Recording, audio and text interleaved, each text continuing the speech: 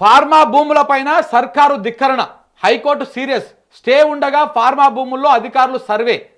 ఉపాధి కోల్పోయామంటూ హైకోర్టుకు కూలీలు. అధికారుల తీరుపైన హైకోర్టు తీవ్ర ఆగ్రహం వ్యక్తం చేసింది. కలెక్టరు, ఆర్డీఓ, తహసీల్దార్కు షోకాజ్ నోటీస్ ఇచ్చింది. 4 వారాల్లో నివేదిక ఇవ్వాలని చెప్పింది. ఈ ఫార్మా భూములకు సంబంధించి ఒక పెద్ద డ్రామా నడుస్తుంది సార్. హైకోర్టు కొంత దీని మీద సీరియస్గా వర్కౌట్ చేయాలి. ఈ ఫార్మాకు సంబంధించి ఈ ఫార్మా భూములల్లో ఇప్పుడు దాదాపు అటు ఇటుగా ఒక 14,000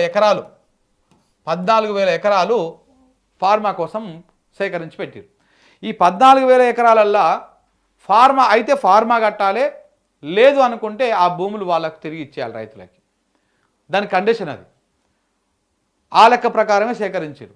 అయితే ఇప్పుడు రేవంత్ రెడ్డి గారు రాగానే ఫస్ట్ ఎన్నికల ప్రచారంలో ఈ ఫార్మాకు వ్యతిరేకంగా వాళ్ళు ఫైట్ చేసుకుంటా స్థానికంగా ఉన్నటువంటి కాంగ్రెస్ వాళ్ళు కావచ్చు, పెద్ద పెద్ద నాయకులు కావచ్చు, సీతక్క, బట్టి విక్రమార్క, వీళ్ళు అందరు కలిసి ఈ ఫార్మా భూముల దగ్గరకు వచ్చి, రైతుల దగ్గరకు వచ్చి కాంగ్రెస్ పార్టీని గెలిపిస్తే మీ భూములు మీకు ఇస్తాము అని చెప్పేసి ఒక ప్రచారం చేశారు. ప్రజలు కూడా నమ్మిరు. అక్కడ ఉన్నటువంటి ప్రజలు నమ్మి కాంగ్రెస్ పార్టీ కోటేసారు. ఆ బెల్ట్లో కాంగ్రెస్ పార్టీని గెలిపించారు.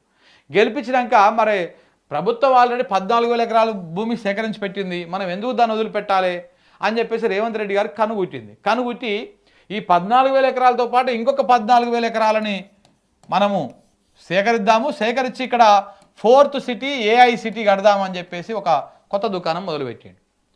కానీ ఇక్కడ ఒక కండిషన్ ఉంది, ఈ ఫార్మా కోసం సేకరించిన భూములు అయితే అక్కడ ఫార్మానే కట్టాలి, లేకపోతే భూములు తిరిగి వెనక్కి రైతులకు ఇచ్చేసేయాలి. అయితే ఈ నేపథ్యంలో కొంతమంది రైతులు పోయి హైకోర్టులో కూడా కేసు వేసారు. కేసు వేస్తే ఏంది బాబు ఇవి ఫార్మా కోసం తీసుకున్నారు, మళ్ళీ నువ్వేం 4th సిటీ అంటున్నావు, ఏఐ సిటీ అంటున్నావు, ఏంది అని చెప్పేసి కేసు వేస్తే హైకోర్టుకు రేవంత్ రెడ్డి సర్కార్ ఏం చెప్పింది తెలుసా?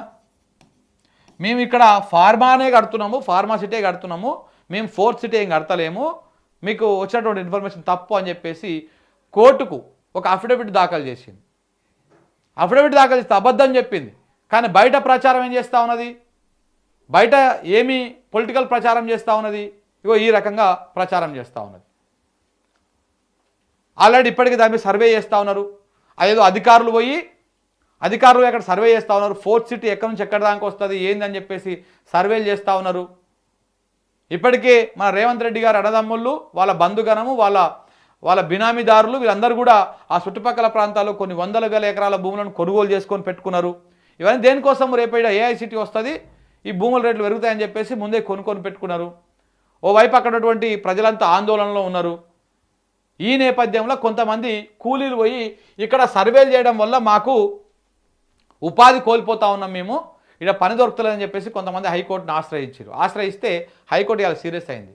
అసలు దాని మీద స్టే ఉన్నది, దాని మీద మీరు చెప్పింది ఒకటి, అక్కడ జరిగేది ఒకటి, ఇంతకు ఏందో మీరు క్లారిటీ ఇవ్వాలి అని చెప్పేసి అక్కడ ఉన్నటువంటి కలెక్టర్కి, ఆర్డీఓకి, తహసీల్దార్ అందరికీ నోటీసులు ఇచ్చింది. వాస్తవానికి నోటీసులు ఇవ్వాల్సింది వాళ్ళకి కాదు, రాష్ట్ర ప్రభుత్వానికి ఇవ్వాలి నోటీసులు, ముఖ్యమంత్రి రేవంత్ రెడ్డి గారికి ఇవ్వాలి నోటీసులు.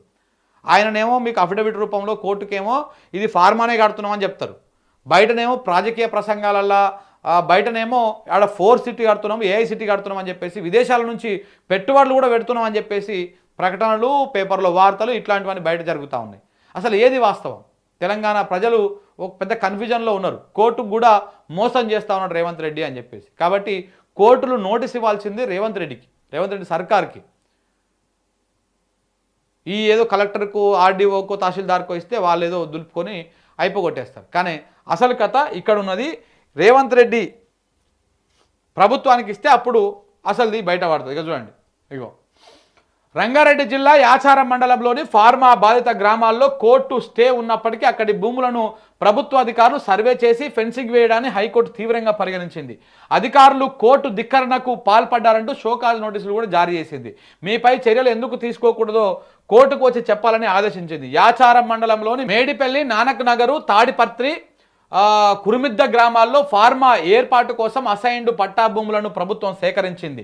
నెల రోజుల క్రితం మండలంలో ఫార్మా సిటీ కోసం సేకరించిన భూములను రెవెన్యూ అధికారులు, టీజీఐఐసి అధికారులు, పోలీసుల బందోబస్తు నడుమ సర్వే చేసి ఫెన్సింగ్ ఏర్పాటు చేశారు. దీంతో వ్యవసాయ కూలీలు, రైతులు హైకోర్టును ఆశ్రయించారు.